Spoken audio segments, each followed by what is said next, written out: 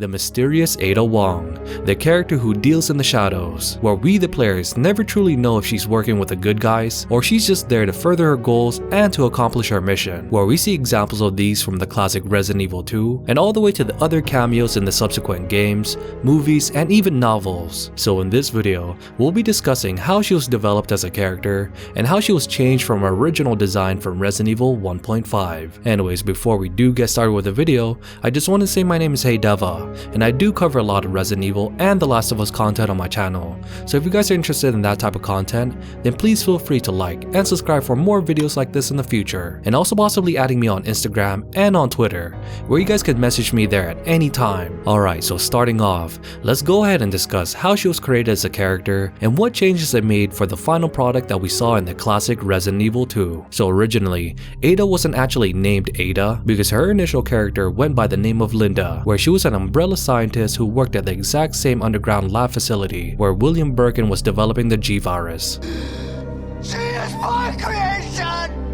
With her original role was to have the facade as one of the Umbrella employees, but in reality was working for a rival corporation, where she would gather as much information in regards to the Umbrella's BOW research, mainly the T and G virus, which in this aspect bears some similarities to her role in the finished version of Resident Evil 2 and RE2 Remake. Also, Linda had a bit of a different appearance overall, with her main attire using a white lab coat and still retaining the color hues of red, black, and brown for her clothing. Also, there were some concept arts of her as well, which I thought was pretty neat to see, but this overall concept of having Linda as one of the main characters was revamped due to the developer's vision of completely scrapping Resident Evil 1.5, and finally starting over the development that would later be the final product that we see in the classic Resident Evil 2, where now Linda was now changed to Ada Wong, who instead plays as a civilian who is looking for her boyfriend John, who happens to work for the Umbrella Corporation as well. Also, this character change helped with the connection with some of the files that we found about John from Resident Evil 1 and how he used their names Ada and John as his password, which was later referenced by Annette Birkin in the middle part of RE2.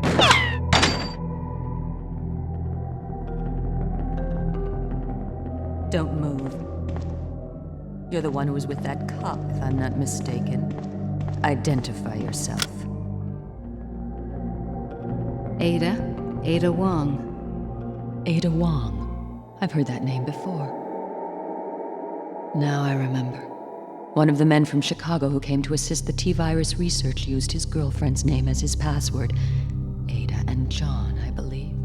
How did you know? Who are you? Annette Birkin. My husband is the man responsible for the creation of the T-virus, William Birkin. What? John's dead. He became one of those zombies. My condolences. And although I regret this, you will be joining him shortly. So with the character design change, and the overall motive was fairly the same, Ada Wong came to be, with her end goal was to acquire the G-virus sample and return it back to her employers. So she had to work with this case for a long while, as she pretended to be John's girlfriend while at the same time keeping a low profile among the Umbrella-saturated Raccoon City. Also, with this design change of her as an agent really opens her character up to a lot of mysteries, because the fact that she's able to operate at such a high level in the middle of the Raccoon City incident is just unheard of. With her combat experience and the way she handles adversaries is something to be behold. Also, mind you, she was in her early 20s doing all this, which speaks volumes in itself.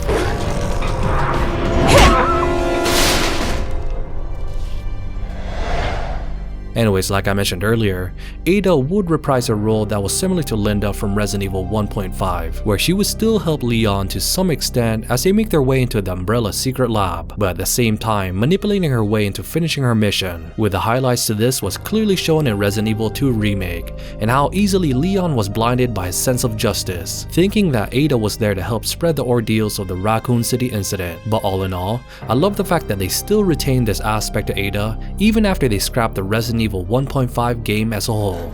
No, it's evidence. It's going to the FBI.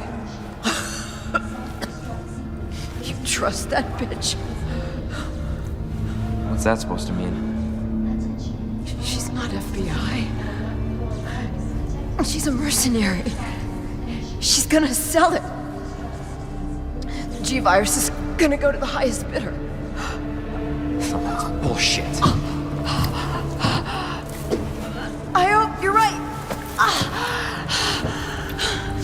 Anyways, with the overall backstory and premise to Ada's character creation covered, let's go ahead and discuss if she would be a great fit for a potential Resident Evil 3 remake. Because remember that she supposedly died by the end of RE2, but we never really got to see how she escaped in the classic games, which this could play a vital role in RE3 remake, because we'd be able to see how she deals with all of her injuries and how exactly she escaped after falling in the Umbrella secret lab.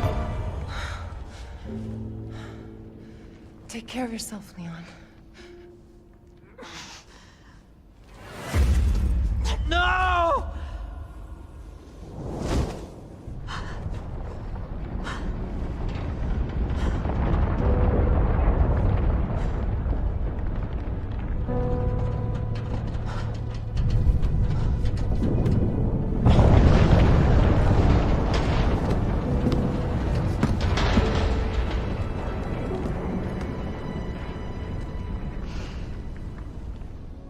Also, it would be a nice addition to see her true side and how she interacts with her employer and how she escapes Raccoon City, where we see her life after her mission in RE2 and where we get to see a side of her who was vulnerable, where one of the epilogue panels from the classic RE3 shows this. A woman looks at herself in the mirror. She used to be called Ada Wong, but this morning, she will say goodbye to the name. "I'm not Ada Wong anymore," she says. She feels her ab and thinks, "This is Ada's scar, not mine." As she says goodbye to Ada Wong, she can't stop her tears. However, there isn't much time left before her next mission. Anyways, after reading this panel, I'll have to be honest, this is something that really helps with Ada's character development, because we always knew her to operate in the shadows and never truly knowing her feelings. So the fact that we see this side of her really adds more to her character and shows that even the most skilled spies out there still deals with a lot of trauma after their missions. Anyways, overall, Ada was a great addition to the Resident Evil series, and it was nice to see her make so many cameos in the future games and movies. So what do you guys think about Ada,